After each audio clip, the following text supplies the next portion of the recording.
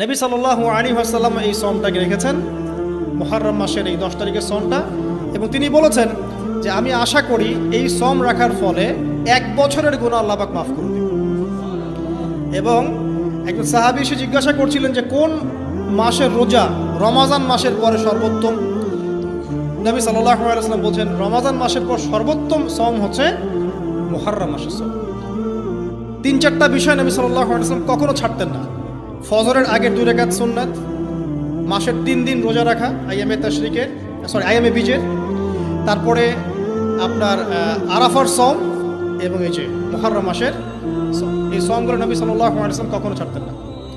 আরও এসেছে একটা বর্ণনা, আমি এটা পেয়েছি ফয়জুল কালামের মধ্যে, যে আশুরার সওম রাখার পাশাপাশি ওই দিন যদি আপনি পরিবার বর্গের উপর খরচ করেন, ইনশাআল্লাহ আপনাকে সারা বছর আল্লাহর পক্ষ থেকে রিজিকের প্রশস্ততা দেওয়া হবে।